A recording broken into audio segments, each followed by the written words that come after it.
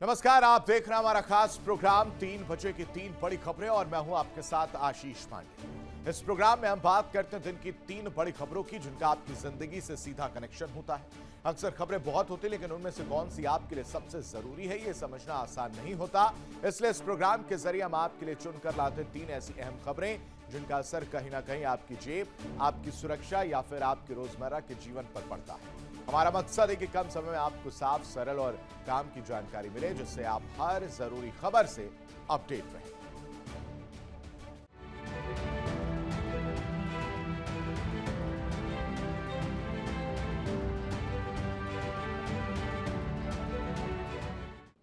तीन बजे की 3 खबरों में सबसे पहले बात करेंगे पश्चिम बंगाल की। बंगाल में सियासी समीकरण पर गृह मंत्री अमित शाह ने बंगाल में जीत का बड़ा दावा कर दिया है। उन्होंने साफ कहा कि बीजेपी आएगी और दीदी जाएंगी। इस बयान के बाद पश्चिम बंगाल की राजनीति में गर्माहट और तेज हो गई। विपक्षी खेमे में इस बयान को लेकर तीखी प्रतिक्रिया देखने को मिल रही है। वहीं दूसरी ओर गुवाहाटी हाईकोर्ट से जुड़े एक अहम मामले में पवन खेड़ा को लेकर कानूनी शिकंजा और कसता नजर आ रहा है। कोर्ट की टिप्पणी के बाद उनकी मुश्किलें बढ़ती दिख रही हैं और राजनीतिक गलियारों में चर्चाओं का दौर तेज है। उधर महाराष्ट्र में भी माहौल सियासी और सामाजिक दोनों मोर्चों पर गर्म है। नासिक के बाद अब मुंबई में लव जिहाद के मामलों को लेकर विवाद गहराता जा रहा है। अलग अलग शहरों से सामने आ रहे इन मामलों ने राज्य की कानून व्यवस्था पर सवाल खड़े कर दिए। तो चलिए जानते हैं सभी बड़ी खबरों को विस्तार से। बड़ी खबर आपको बता दें, बंगाल चुनाव पर अमित शाह का दावा, पश्चिम बंगाल में बनेगी बीजेपी की सरकार। दीदी जाने वाली है और बीजेपी आने वाली है। बीजेपी को पहले चरण में भारी बढ़त मिलती हुई नजर आ रही है। यह दावा गृह मंत्री अमित शाह ने किया है। पश्चिम बंगाल विधानसभा चुनाव 2026 के पहले चरण के मतदान के संपन्न होने के बाद राजनीतिक बयानबाजी तेज हो गई है। केंद्रीय गृह मंत्री अमित शाह ने कोलकाता में एक प्रेस कॉन्फ्रेंस कर बड़ा दावा किया कि बीजेपी पहले चरण में शानदार प्रदर्शन कर रही है और राज्य में अगली सरकार बीजेपी की ही बनेगी। पहले चरण में मतदान के सारे बंगाल के रिकॉर्ड तोड़ते हुए जनता ने अभूतपूर्व उत्साह और जोश के साथ परिवर्तन के लिए वोट डाला है। उन्होंने मतदान प्रतिशत 92.98% का हवाला देते हुए बताया कि यह दर्शाता है कि दीदी जाने वाली है और बीजेपी आने वाली है। उन्होंने मतदाताओं को भय से भरोसे की ओर की यात्रा शुरू करने के लिए धन्यवाद दिया और दूसरे चरण के मतदाताओं से भी इसी उत्साह को बनाए रखने का आग्रह किया है। बंगाल विधानसभा 2026 के चुनाव के प्रथम चरण में मतदान के सारे बंगाल के रिकॉर्ड तोड़ते हुए बंगाल की जनता ने अभूतपूर्व उत्साह और जोश के साथ बंगाल में परिवर्तन के लिए वोट डाला है। क्योंकि बंगाल के बहुत लंबे अरसे के बाद एक भी मृत्यु नहीं हुई है, इस प्रकार का ये चुनाव हुआ है जो अपने आप में एक अजूबा है। तो मैं चुनाव आयोग और चुनाव आयोग के तत्वाधान में सभी सुरक्षाकर्मी और सभी तंत्र को हृदयपूर्वक अभिनंदन देना चाहता हूं। हमारे पास जो फीडबैक है उसमें बंगाल की जनता ने अपना भविष्य पहले चरण में ही तय कर लिया। ये भूमि ने विकास को चुना है और नरेंद्र मोदी जी के नेतृत्व में भारत के विकास की जो यात्रा चल रही है उसमें बंगाल के प्रथम चरण के मतदाताओं ने स्पष्ट कर दिया है कि बंगाल भी उसमें जुड़ने जा रहा है। ये निश्चित रूप से बताता है कि दीदी जाने वाली है और भाजपा आने वाली है। भय जाने वाला है और भरोसा आने वाला है। और इस खबर पर ज्यादा जानकारी के साथ विस्तार से चर्चा करने के लिए सुशील तिवारी ब्यूरो हेड हमारे साथ जुड़े हैं। सुशील का रुख करते हैं। सुशील, पहले फेज का चुनाव संपन्न हुआ, सबकी निगाहें थीं, जिसका जिक्र मैंने आपसे किया भी था कि हर बार रिकॉर्ड तोड़ वोट जो है वो देखने को मिलता है। पहले ही फेज में वो रिकॉर्ड टूटता हुआ नजर आया और करीब 92.98% वोट जो है वो हुआ है, वोट प्रतिशत निकलकर सामने आया है। इसका क्या मतलब निकाला जाए? परिवर्तन और भय का जिक्र जो उन्होंने किया अमित शाह ने, कैसे उस बयान को पूरा देखें? बिल्कुल आशीष जी, ये परिवर्तन की लहर है क्योंकि इतना वोट प्रतिशत का जाना, और सबसे बड़ी बात अमित शाह ने यह भी कहा कि कोई भी मृत्यु नहीं हुई, वरना पिछले चुनाव में 17 लोग की डेथ हुई थी और काफ़ी संख्या में सैकड़ों लोग घायल हुए थे। 1300 जगह हिंसा हुई थी 2021 के विधानसभा चुनाव में। इस बार एक भी डेथ नहीं हुई। वाकई में ये बहुत ही एक चौंकाने वाला आंकड़ा है, क्योंकि बंगाल में हमेशा जो लोगों की मृत्यु होती थी वो 15 से 20, 25, 30 तक होती थी, लेकिन इस बार एक मौत नहीं हुई। तो कहीं ना कहीं प्रधानमंत्री मोदी जी का जो विकास का रथ है उसमें जुड़ने के लिए इस वक्त बंगाल बेताब है। इसीलिए देखिए, पहले चरण में बहुत अच्छा मतदान हुआ और अमित शाह ने साफ कर दिया है कि इस मतदान में वो आगे बढ़ चुके हैं और ममता जी जाने वाली हैं, दीदी जी जाने वाली हैं और बीजेपी आने वाली है। और दूसरे चरण में भी उनको पूरी उम्मीद है कि बढ़ चढ़ के मतदाता वोट करेंगे और बदलाव की स्थिति अब दिखने लगी है और बदलाव होकर रहेगा, क्योंकि बंगाल की जनता विकास चाहती है। वो बिल्कुल भी मारपीट, दंगा और खौफ नहीं चाहती है। वो शांति प्रिय जीवन जीना चाहती है और विकास का रास्ता दिखना चाहती है, क्योंकि जिस तरह किसानों के साथ अन्याय हो रहा है, जो चावल बेचने वाले किसान है बहुत कम मूल्य मिलता है, आलू वालों को सिर्फ 1 से 1.5 रुपए मिलता है, जबकि उत्तर प्रदेश में 15 से 20 रुपए किलो मिल रहा है। तो ये बहुत अंतर है, चाहे किसान हो चाहे महिलाएं हो। महिलाओं के लिए तो बसों में यात्रा फ्री, और साथ में उन जो गर्भवती महिलाएं हैं उनके लिए बाकायदे पैकेज जारी कर दिया है। घुसपैठियों को रोकने के लिए पूरा बाउंड्री बनेगी सीमा पर, और यहाँ तक कि जो इस वक्त टीएमसी के गुंडे हैं, यहाँ तक कि लेकिन सबसे जो चौंकाने वाली बात ये रही सुशील, वो ये रही कि इतना कुछ हुआ, जो तस्वीरें निकल कर आए, मुर्शिदाबाद की बात करें, हुमायूं कबीर की बात करें, झड़प की बात करें, बीजेपी प्रत्याशियों को दौड़ा दौड़ा कर मारने की बात करें, गुंडागर्दी की बात करें, उसके बाद भी लोगों ने बढ़ चढ़कर वोट दिया है। बिल्कुल आशीष जी, ये माहौल क्रिएट करने की कोशिश थी, ये माहौल को बिगाड़ने की कोशिश थी, लेकिन सुरक्षा बलों ने बहुत सही समय पे काबू पाया, क्योंकि ये हिंसा बहुत ज्यादा होने वाली थी। लेकिन सीआरपीएफ और जो तमाम सुरक्षा बल थे उन्होंने इस पे काबू पाया है, उस पर रोक लगाई है। मुर्शिदाबाद में तो हालत काफ़ी ख़राब हो रहे थे, वहाँ बाकायदे गाड़ियों तो तोड़फोड़ हुई, काफ़ी वहाँ पर आपस में भिड़ंत हुई टीएमसी और हुमायूं कबीर के कार्यकर्ताओं के बीच में। तो इसे माहौल ख़राब करने की पूरी साजिश थी, क्योंकि ममता बनर्जी को भी लग रहा है कि मैं अब जाने वाली हूँ। तभी उन्होंने कहा मुझे सीट से मोह नहीं है, अभी उनका बयान आया था, मुझे सीट से मोह नहीं, मुझे केंद्र सरकार को हटना देखना चाहती हूँ मैं। तो ऐसे में उनको लगता है कि अब उनकी सीट जाने वाली है और कहीं ना कहीं बीजेपी आने वाली है, क्योंकि बीजेपी का जो रुख साफ है कि बंगाल विकास के रास्ते में चलेगा। एक सांस्कृतिक नगरी है बंगाल, उसमें तमाम बड़े बड़े लोगों के नाम सामने आते हैं, रविन्द्रनाथ टैगोर, नेताजी सुभाष चंद्र बोस, खुदीराम बोस और श्यामा प्रसाद मुखर्जी जो भारतीय जनसंघ के संस्थापक थे। तो ऐसे जब महान हस्तियां वहां पर हुई हैं और उनके लिए वहां पर उतनी जो संस्कृति की जो झलक है वो कहीं ना कहीं उसका म्यूजियम नहीं है, म्यूजियम बनाने की बात की है, और तमाम जो पांडुलिपियां हैं उनको सुरक्षित करने की बात कही है बीजेपी ने। और बीजेपी ने अपने एजेंडे में कहा है कि यहाँ पर बिल्कुल भी गुंडागर्दी खत्म कर दी जाएगी। तो जनता भी चाहती है वो शांति प्रिय जीवन जीकर और विकास के रास्ते में चलें। विकास होगा तो कहीं ना कहीं इनकम में उनकी बढ़ोतरी होगी।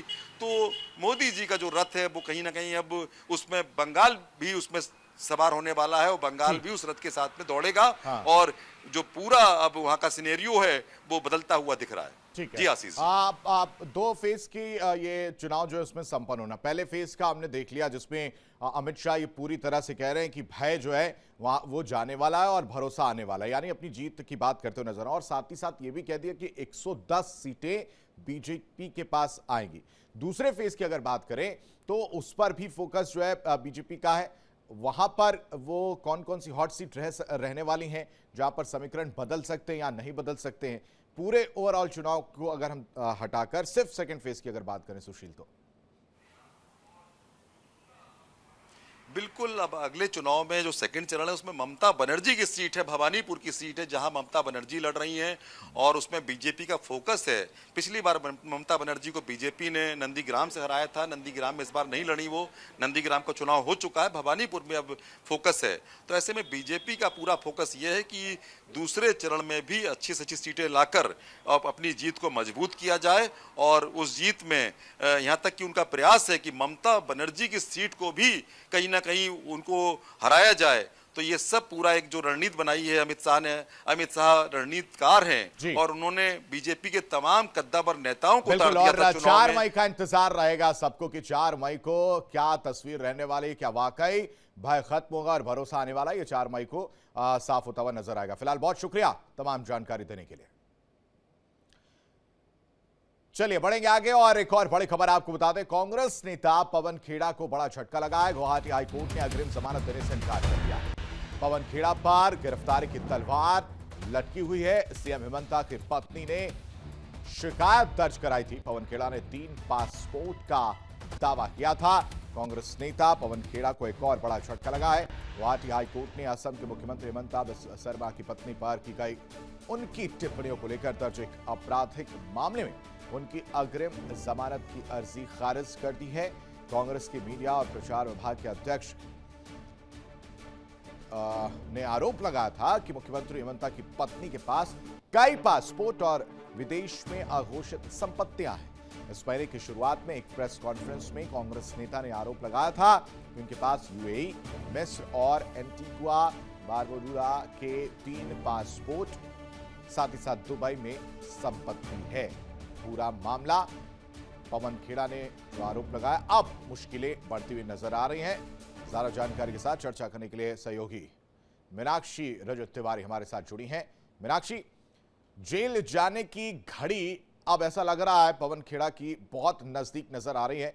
अग्रिम जमानत की जो बात निकलकर सामने थी उसको भी अब पूरी तरह से खारिज कर दिया गया है। बिल्कुल, देखिए ये तो सीधे सीधे चुनावों से प्रेरित है, ये कोर्ट ने खुद मान लिया है। आप और हम जो तस्वीर दिखा रहे हैं टेलीविजन स्क्रीन पर, वो तस्वीर सीधे सीधे क्या बयां करती है, यही कि एक पूरी की पूरी प्रेस कॉन्फ्रेंस कर ली गई ये कहते हुए कि रिंकी भुइया के पास 3 पासपोर्ट हैं, लेकिन उसके पीछे का आधार क्या। ये तस्वीरें तो आप कहीं से भी जुटा सकते हैं, लेकिन प्रामाणिकता तो आपको कोर्ट में साबित करनी पड़ेगी, जो कि वो साबित नहीं कर पाए उनकी तरफ से, बल्कि ये कहा गया कि उन्हें अग्रिम जमानत मिल जाए। हालांकि ऐसा हुआ नहीं है। इस पूरे मामले में जो सुनवाई कर रही थी न्यायमूर्ति पार्थिव ज्योति सेखिया, एकल पीठ थी, उन्होंने दोनों पक्षों को 3 घंटों तक सुना है और उसके बाद मंगलवार को अपने पास फैसला सुरक्षित रख लिया था। अब दूसरी तरफ ये भी कहा जा रहा है कि पवन खेड़ा की ओर से वीडियो कॉन्फ्रेंसिंग के माध्यम से अभिषेक मनु सिंह भी शामिल हुए। उनकी तरफ से पक्ष रखा गया अपने याचिकाकर्ता का, जिसमें ये कहा गया कि पवन खेड़ा कहीं पर भी देश छोड़ करके नहीं जाने वाले हैं, वो यही रहेंगे, इसलिए उन्हें अग्रिम जमानत मिलनी चाहिए। हालांकि कोर्ट की तरफ से इनकार कर दिया गया, लेकिन इनकार करते हुए कोर्ट ने क्या टिप्पणी की है वो बेहद महत्वपूर्ण है। कोर्ट की तरफ से कहा गया कि पहली नजर में ये मामला सिर्फ मानहानि का नहीं बल्कि फर्जी दस्तावेज रखने से जुड़ा हुआ गंभीर मामला है। कोर्ट ने यह भी कहा कि पवन खेड़ा जांच से बचने की कोशिश कर रहे हैं और इस वजह से वो अग्रिम जमानत चाहते हैं। और ये भी कहा गया कि ऐसे में पुलिस को उनकी कस्टोडियल इंटेरोगेशन यानी कि हिरासत में लेना चाहिए। कोर्ट ने ये बेहद अहम टिप्पणी की है कि उन्हें हिरासत में लेकर के पुलिस को पूछताछ करनी चाहिए कि आपके पास क्या आधार थे जिसकी वजह से आपने इतना बड़ा आरोप उन पर लगाया। क्योंकि सच्चाई ये है कि हिमंता बिस्वा शर्मा की जो पत्नी है वो राजनीति में नहीं है, लेकिन उनकी पत्नी को जबरन राजनीति में ड्रैग करना, चुनावों के वक्त पर इस तरीके की बयानबाजी करना, प्रेस कॉन्फ्रेंस के माध्यम से उनके खिलाफ गंभीर आरोप लगाए जाना, सीधे सीधे ये मानहानि के साथ साथ जालसाजी की तरफ भी इशारा करते हैं, यानी कि उन्हें फंसाया जा रहा था। कोर्ट ने इस बात को मानते हुए कड़े आदेश जारी कर दिए हैं कि पुलिस को उन्हें कस्टोडियल इंटेरोगेशन के लिए बुला लेना चाहिए पवन खेड़ा को। और आपको याद होगा पिछले दिनों दिल्ली में पवन खेड़ा के आवास पर जिस तरीके से पुलिस पहुंची हुई थी और उसके बाद वो पूरे वक्त वहां से नदारत रहते हैं। पुलिस उनसे मुलाकात करना चाहती थी, बातचीत करना चाहती थी, इस पूरे मामले में पूछताछ करना चाहती थी, लेकिन वो सब कुछ छोड़ करके वहां से फरार होते हैं। वो वहां पर मौजूद नहीं होते हैं, जबकि उन्हें होना चाहिए था, क्योंकि पवन खेड़ा एक वरिष्ठ नेता है, उन्हें पता है कि पुलिस के साथ आपको कैसे सामंजस्य। ये भी तो बहुत महत्वपूर्ण हो जाता है कि आप चुनाव वाले फेज में जा रहे हैं या चुनाव फेज में हैं, ऐसे में इस तरह की बयानबाजी कर देना, और ये क्या इस तरह की बयानबाजी करने से इनको ही नुकसान पहुंचता हुआ नजर आएगा, और अब जो हालत है कांग्रेस की वो किसी से छिपी नहीं है। खड़गे के बयान को भी अगर आप देखें तो प्रधानमंत्री का आतंकवादी को लेकर एक बयान दिया, जिसके बाद वो चर्चा में आ गए थे।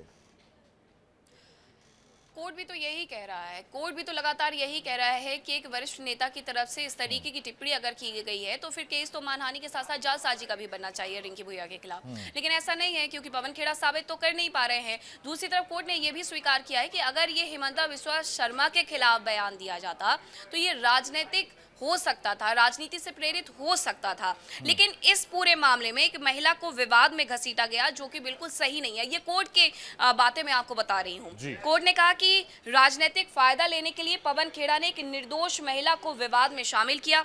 खेड़ा अभी तक ये साबित नहीं कर पाए कि उस महिला के पास 3 देशों के पासपोर्ट हैं। ये महत्वपूर्ण टिप्पणी है। उन्होंने कहा, कोर्ट ने, कि ऐसा कोई सबूत नहीं है जिससे लगे कि पवन खेड़ा को फंसाने या उन्हें बेइज्जत करने के लिए केस बनाया गया है। यानी ये केस बिल्कुल सही है। अगर आपने किसी के ऊपर आरोप लगाए हैं, वो भी प्रेस कॉन्फ्रेंस करके जब आप आरोप लगा रहे हैं, तो आपके पास उसके आधार होने चाहिए, आपके पास उसको साबित करने के लिए प्रामाणिकता होनी चाहिए। आपके पास कोई सबूत नहीं है, इसलिए ये जाकर के शिकायत रिंकी भुइयां की तरफ से की गई। अब असम के जो महाधिवक्ता हैं देवजीत लोन सेकिया, उन्होंने कहा कि खेड़ा को कोई भी राहत देने का विरोध करते हुए कि ये कोई साधारण मानहानि का मामला नहीं है, जो कि उनके भुइयां के जो वकील हैं उनकी तरफ से ये कहा गया, क्योंकि ये मामला दस्तावेजों की जालसाजी से जुड़ा है। सेकिया ने कहा कि मुख्य अपराध धोखाधड़ी और जालसाजी से जुड़े। उन्होंने दलील दी कि खेड़ा अंतरिम सुरक्षा के हकदार नहीं है, क्योंकि उनके देश से भागने का खतरा है। हालांकि अभिषेक मनु सिंघवी, जो कि पवन खेड़ा की तरफ से पेश हुए थे, उनकी तरफ से कहा गया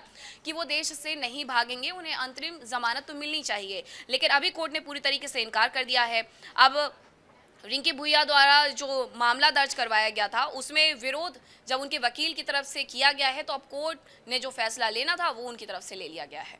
बिल्कुल। और कस्टोडियल का जो आपने कहानी बताई, जो चीजें बताई कि किस तरह से कोर्ट ने जो टिप्पणियां की हैं, उसमें अब अगला कदम उनको गिरफ्तार करने का होगा और फिर इस पूरे मामले में आगे की पैरवी जो होती हुई नजर आएगी। मीनाक्षी, बिल्कुल, क्योंकि कोर्ट ने तो साफ ये कहा है कि पुलिस को उन्हें हिरासत में लेकर के उनसे पूछताछ करनी चाहिए। यानी ये दिल्ली में जो हमने तस्वीर पुराने दिनों में देखी थी कि पवन खेड़ा के आवास के बाहर जाकर के असम पुलिस डेरा डाले हुए है, उनसे पूछताछ करने के लिए वहां पर जाती है। पवन खेड़ा अपने घर पर मौजूद नहीं होते हैं, घंटों तक पुलिस को बाहर खड़े रहना होता है। तो एक बार तस्वीर फिर से देखने को मिल सकती है, लेकिन इस बार उनके हाथ में आदेश कोर्ट की तरफ से होंगे। और अगर पवन खेड़ा इसमें शामिल नहीं होते हैं तो उन पर जरूर ये अवमानना का केस होगा कि आपने कोर्ट के दिए गए आदेश की मानहानि की है, उस पर एक और केस बैठा दिया जाएगा। तो ऐसे में पवन खेड़ा की मुश्किलें तो बढ़ चुकी हैं आशीष। या तो अब उन्हें कस्टोडियल इन्वेस्टिगेशन के लिए जाना, इंटेरोगेशन के लिए जाना होगा, और अगर वो नहीं जाते हैं तो कोर्ट की अवमानना का शिकार भी वो बनेंगे और कोर्ट की अवमानना के चक्कर में भी फंसेंगे और फिर से उन पर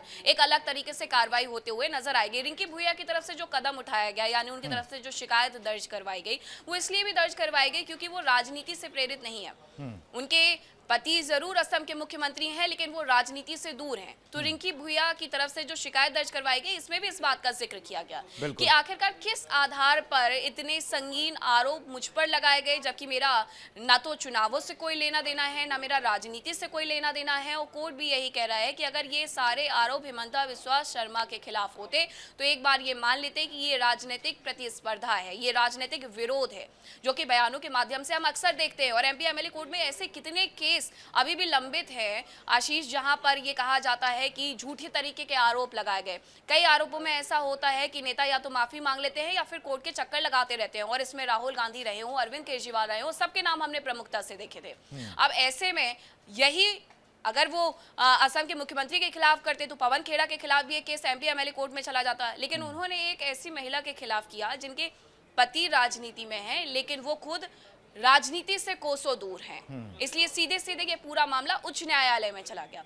अब उच्च न्यायालय में गया तो यही कहा गया कि आपको कस्टोडियल इन्वेस्टिगेशन के लिए, इंटेरोगेशन के लिए आना होगा, आपको उसमें बुलाया जाना चाहिए। और अगर ये आदेश जारी कर दिए जाते हैं तो पवन खेड़ा की मुश्किलें बढ़ेंगी, उन्हें वहां पर जाना होगा। कल तक कांग्रेस की तरफ से ये कहा गया था कि हम फिर से असम में सरकार बनाने वाले हैं, लेकिन उनका जो ये दाव था, उनका जो ये पैतरा था, उन पर ठीक उल्टा साबित होते हुए नजर आ रहा है कि चुनावों के चक्कर में एक ऐसा बयान देकर के फंस गए हैं पवन खेड़ा, जो अब वो चाह करके भी उससे पीछा नहीं छुड़ा सकते हैं, क्योंकि मामला सिर्फ जबानी हमले का नहीं रह गया है, बल्कि अब ये केस का हो गया है, कोर्ट का हो गया है। तो आप ऐसे चक्कर में फंस चुके हैं जहां आपको उपस्थित होना ही होगा, और नहीं अगर आप उपस्थित होंगे तो उसके बाद और बिल्कुल। और अब कहीं ना कहीं पवन खेड़ा की मुश्किलें जो हैं वो और ज्यादा बढ़ने वाली हैं। इन सबके बाद जेल जाने की शायद बारी आ सकती है, अगर उनके पास कोई और विकल्प नहीं रहा तो। फिलहाल बहुत शुक्रिया मीनाक्षी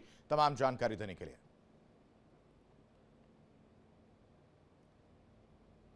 बढ़ते आगे, महाराष्ट्र की बात करेंगे। महाराष्ट्र में लव जिहाद का मामला फैल रहा है। नासिक के बाद मुंबई में जिहाद का मामला जो है देखने को मिला। लव जिहाद का मुंबई में हिंदू लड़कियों का यौन उत्पीड़न, और इस मामले में आरोपी गिरफ्तार किया गया। पीड़िता को अश्लील मैसेज भेजता था। आरोपी अशरफ को मुंबई पुलिस ने अरेस्ट किया है। महाराष्ट्र में हिंदू लड़कियों को टारगेट बनाया जा रहा था, ये व्हाट्सएप चैट भी निकलकर सामने आई है। मुंबई पुलिस ने अशरफ सिद्दीकी नाम के एक ऐसे शख्स को गिरफ्तार किया है जो हिंदू लड़कियों को टारगेट कर उन्हें फंसाने की कोशिश करता था। अश्लील वीडियो और अश्लील मैसेज भेजा करता था।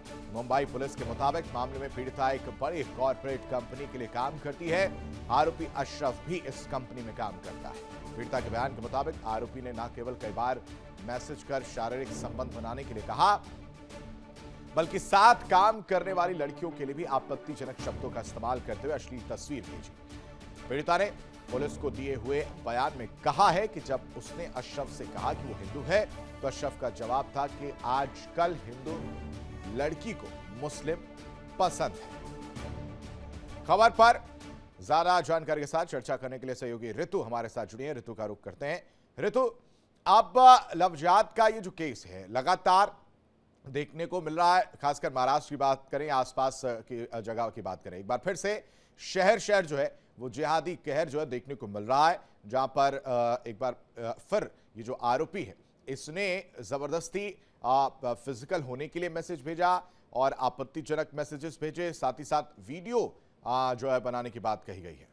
बिल्कुल आशीष, और अशरफ सिद्दीकी नाम है इस शख्स का, जो कि खुद उधर इस ऑफिस में कार्यरत भी था। सीधे सीधे जो मैसेजेस सामने आए हैं जिसका जिक्र यहाँ पर किया जा रहा है, जिन चैट्स को लेकर ये बड़ा खुलासा हुआ है स्पष्ट रूप में, इसमें जब पीड़िता पूछती है कि आखिर इस तरीके से क्यों एक मुस्लिम के साथ संबंध बनाने के लिए फोर्स किया जा रहा है, तो वो बाकायदे ये कहते हुए नजर आता है कि आजकल हिंदू लड़कियों की पहली पसंद मुस्लिम लड़के ही है। अब इन तमाम कड़ियों को लेकर के जो बड़े खुलासे हो रहे हैं, उनके जरिए अगर कहा जाए तो मुंबई पुलिस अशरफ सिद्दीकी के साथ साथ अब उन तमाम लोगों की छानबीन में भी जुटे हुए। ये बताया जा रहा है ये पूरा मामला और ज्यादा पेचीदा इसलिए हो रहा है क्योंकि बीते दिनों हमने नासिक का मामला देखा था, वहां पर भी ऐसी ही तस्वीर थी। अब नासिक के बाद मुंबई में इसी तरीके की तस्वीर सामने आना ये दिखाता है कि शहर जरूर बदला है, लेकिन वो इरादा, वो मेंटालिटी वो कहीं से बदली नहीं है। यहाँ पर भी लव जिहाद का शिकार मासूम हिंदू लड़कियों को बनाने के लिए, उन्हें फंसाने के लिए, उनके साथ जबरिया तौर पर शारीरिक संबंध बनाने के लिए ये जो प्रयास किया गया, ये कहीं ना कहीं बहुत बड़े सवालों के घेरे में। आशीष, बिल्कुल ऋतु, इससे पहले भी कई तस्वीरें आई, आपको याद हो कि कॉर्पोरेट कंपनी का ये पूरा मामला है, और इसी तरह से और भी मामले जो है कॉर्पोरेट कंपनी से जुड़े हुए नजर आ रहे थे। ऐसे में ये एक नया पैटर्न जो है इस वक्त देखने को मिल रहा है, इससे भी हम पीछे नहीं हट सकते, इस पर भी कहीं ना कहीं ध्यान केंद्रित करने की जरूरत है। बिल्कुल, और इसमें सबसे इम्पॉर्टेंट हो जाता है क्योंकि आप देखिए, एक तो इस तरीके का कृत्य है अशरफ सिद्दीकी कर रहा था, लेकिन इसके बावजूद भी उसके भीतर, उसके मन में कोई इस तरीके का कानून का खौफ या डर नामक चीज नहीं थी, क्योंकि पीड़िता से सीधे सीधे कन्फ्रंट कर रहा है, शारीरिक संबंध बनाने के लिए फोर्स कर रहा है, बाकायदे चैट्स आए हैं सामने। इस बात का ये जीता जागता प्रमाण है कि वो किस मानसिकता के तहत आगे बढ़ रहा था। हमने नासिक में जो देखा, जिसमें पूरी तरीके से कॉर्पोरेट जिहाद का जिक्र था, अब उसी कड़ी में एक नया मामला लव जिहाद के रूप में अब मुंबई में सामने आना, ये बहुत ज्यादा बड़े सवाल खड़े करता है कि देश में हो क्या रहा है, देश में अलग अलग राज्यों में क्या हो रहा है, चाहे वो शहर बदल रहे हो, लेकिन इन मानसिकता पर आकर फुल स्टॉप क्यों नहीं लग पा रही है। तो जिहादियों का जो प्लान है वो पूरी तरह से एक बार फिर से समझ में आ रहा देखने को मिल रहा है कि इस वक्त जो नया पैटर्न है वो शायद कॉर्पोरेट जो है वो देखने को मिल रहा है। कॉर्पोरेट कंपनियों में इस तरह की मामले ज्यादातर निकलकर सामने आ रहे हैं। अब यहां पर जरूरत है कि इस तरह के मामलों से बचा कैसे जाए ऋतु, वो भी कहीं ना कहीं जरूरी हो जाता है और जागरूक करने की भी जरूरत है कि इस तरह के झांसे में ना पड़े। ये तो फिर भी ठीक है कि इस पीड़िता ने निकलकर शिकायत की। कई पीड़िताएं जो है वो अभी भी इस तरह के कृत्य में शामिल हैं और फंसी हुई हैं, लेकिन वो बाहर नहीं निकल पा रही हैं। फिलहाल बहुत शुक्रिया ऋतु तमाम जानकारी देने के लिए। और यहाँ रुकते कुछ पलों के लिए खबरें लगातार जारी हैं। इंडिया डेली अब आपके स्मार्ट टीवी पर भी मौजूद है। देखिए इंडिया डेली 24/7 अब आपके स्मार्ट टीवी पर। इंडिया डेली मौजूद है सभी डिजिटल प्लेटफॉर्म पर लाइव और लगातार। इंडिया डेली 24/7 हर दिन राष्ट्र को समर्पित।